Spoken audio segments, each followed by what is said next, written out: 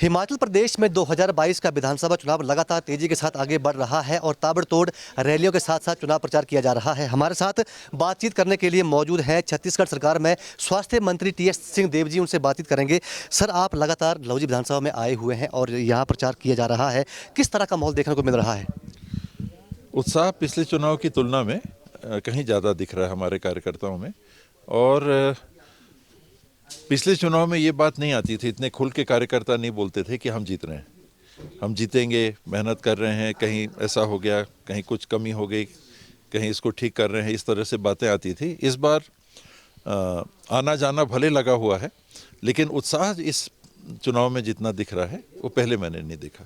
दादा, एक बात सामने आ रही है, कांग्रेस पार्टी ने कहा है कि ओपीएस हम बहाल करेंगे, लेकिन जो बीजेपी है वो ये कहती है कि राजस्थान और छत्तीसगढ़ में ओपीएस लागू नहीं हो पाया है। सच्चाई क्या है? सच्चाई है कि इसकी घोषणा हो गई है। केंद्र सरकार और भाजपा से जुड़े हुए जितने राज्य हैं इससे नीतिगत खिलाफ हैं।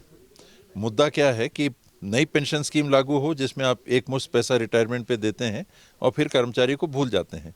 और कर्मचारियों की मांग हम लोग से रही थी, पिछले चुनाव के पहले भी घोषणा पत्र में भी हम लोगों ने अपने इसको लिया था।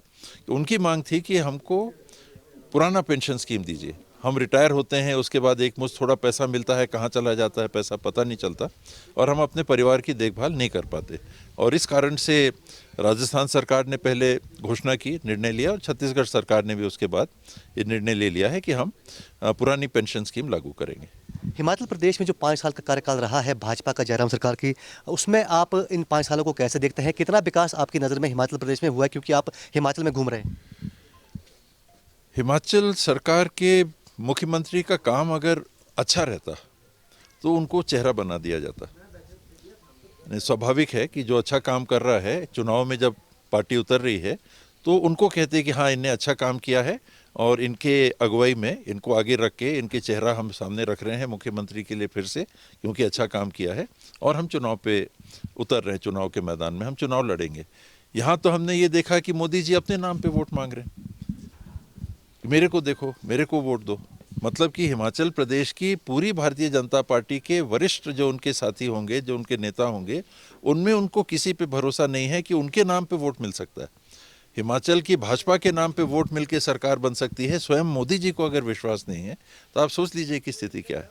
हिमाचल प्रदेश में प्रचार तेज हो रहा है, लगातार भाजपा के राष्ट्रीय नेता यहाँ पे आ रहे हैं, इसके पीछे की वजह क्या है? पहले इस तरह की रैलियाँ नहीं हुई है। उनको लग रहा है कि ये राज हमारे हाथ से निकल रहा है, और कुछ परंपरा भी ऐसी रही है हिमाचल की, कुछ और राज्यों की रहती है, एक साल एक सरकार, एक साल एक पार्टी की सरकार। और फीडबैक जो है, जैसे मैंने बताया कि खुद ही अगर मोदी जी अपने नाम पे वोट मांग रहे हैं एक राज्य के लिए, तो उनकी स्थिति क्या हो सकती है। और जब जब मैंने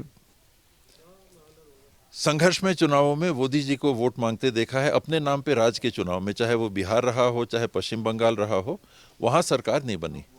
भारतीय जनता पार्टी कभी सफल नहीं हुई, क्योंकि लोकल मुद्दे अलग रहते हैं। मोदी जी चलाएंगे हिमाचल प्रदेश को कि उनको देश की जिम्मेदारी संभालनी है, तो यहाँ की जिम्मेदारी कौन संभालेगा? उनके नाम पे वोट मांगना था। तो उसी से मैं तो बाहर से आया, कई दिनों बाद आया, और मुझे आश्चर्य हुआ कि अपने ही मुख्यमंत्री पे विश्वास नहीं है अगर भाजपा को, तो पब्लिक पे कैसे विश्वास होगा? भाजपा ये कह रही है कि हिमाचल प्रदेश में राज नहीं रिवाज बदलेगा, क्या कहेंगे? कुछ तो कहना है। चुनाव के पहले 5 साल में कुछ विशेष ऐसी उपलब्धि नहीं है जिस आधार पे मुख्यमंत्री को वो रिपीट कर सकें, तो कुछ नई बात करेंगे। ये स्वाभाविक रहता है कि अब कुछ है नहीं तो कुछ भी बोल दो। कभी कह देंगे कि चंबा में ट्रेन आ गई, कभी मंडी के लिए कुछ बोल देंगे, कभी कहेंगे आलू को हम ड्रोन से उठा के ले जाएंगे। यानी कुछ ऐसा बात छेड़ दो हारते हुए माहौल में कि शायद पब्लिक के दिमाग में कुछ बैठ जाए। लोग, अच्छा नहीं लगता मुझे कि देश के प्रधानमंत्री आए, ये अपने शाह जी आए, और देश के नंबर 1 और 2 वर्तमान के नेता माने जाते हैं, वो ये कह रहे हैं कि चंबा में ट्रेन आ गई, हम सौगात दे चुके हैं। जब ध्यान इस प्रकार का है तो सोचिए कि हिमाचल के बारे में कितनी जानकारी है और हिमाचल के लिए क्या कर पाएंगे।